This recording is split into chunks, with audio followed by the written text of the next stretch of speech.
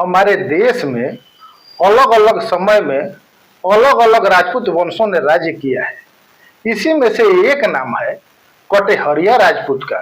तो आइए आज हम बात करते हैं कटेहरिया राजवंश के बारे में।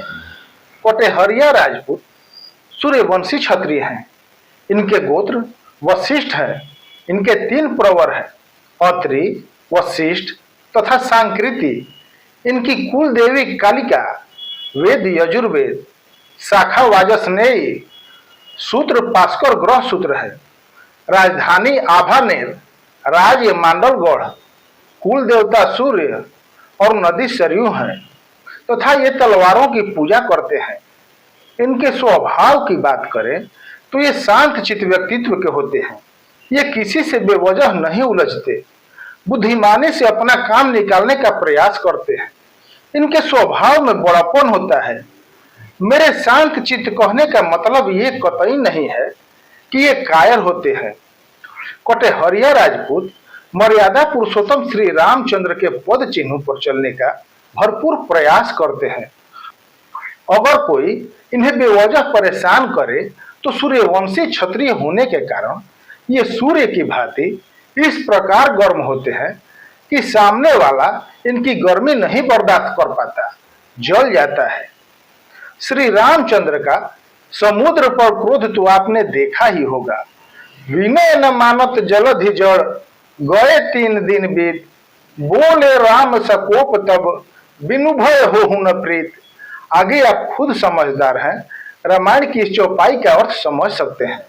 अगर आप राजपूत हैं और आपको राजपूत होने पर गर्व है तो कमेंट में जय राजपूताना और अपने जिले का नाम जरूर लिखें, ताकि समझ में आए कि हमारे भाई देश के किस किस हिस्से में निवास करते हैं।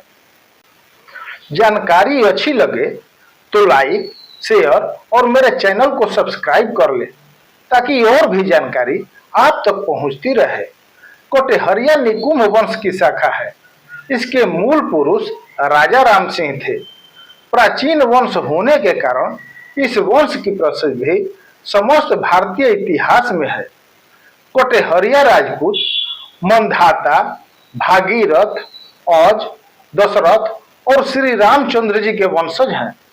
12वीं शताब्दी के मध्य में कटेहरिया राजपूतों ने बरेली क्षेत्र में अपनी जड़ें जमा ली, जहां कबर और आंवला उनके मुख्य केंद्र थे।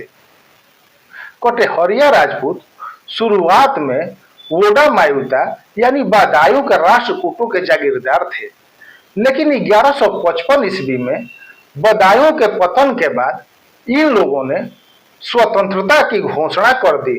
कटेहरिया राजपूत को अकबर के समय तक दिल्ली के शासकों के आक्रमण का लगातार विरोध करने में उनकी विशिष्ट भूमिका के लिए जाना जाता है।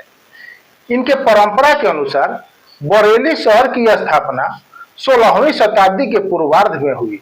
ऐसा कहा जाता है कि जगत सिंह कटेहरिया ने लगभग 1500 ईस्वी में जगतपुर नामक गांव की स्थापना की थी।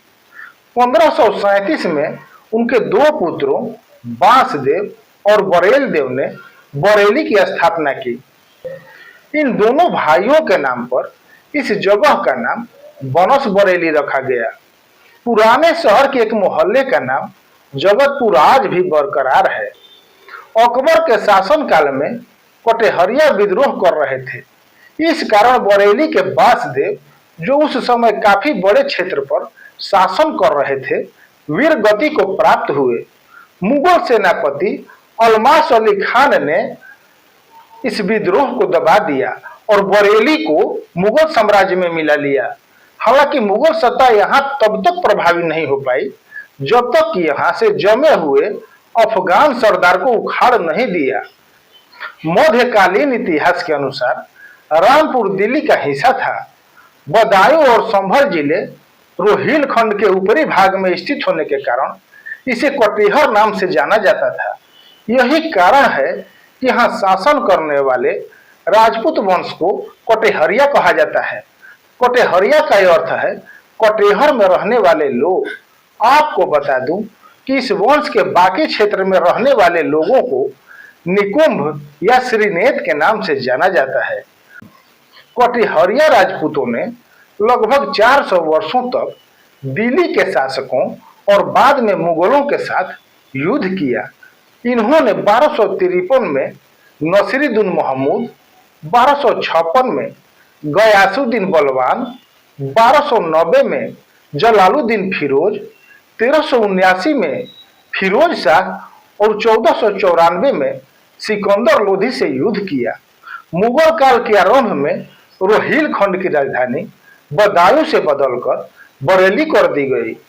इस प्रकार रामपुर का महत्व बढ़ गया। स्वतंत्रता से पहले रामपुर नवाबों द्वारा शासित एक रियासत थी। रामपुर रियासत की स्थापना नवाब फैजुल्ला खान ने 7 अक्टूबर 1774 को ब्रिटिश कमांडर कर्नल चैंपियन की स्थिति में की थी। रामपुर शहर की नींव 1775 में नवाब फैजुल्ला खान ने रखी थी। आपको बता दूं कि रामपुर शहर का नाम कटेहरिया वंश के मूल पुरुष राजा राम सिंह के नाम पर ही रखा गया है। दोस्तों, मिलते हैं किसी नई जानकारी के साथ। तब तक के लिए राम राम।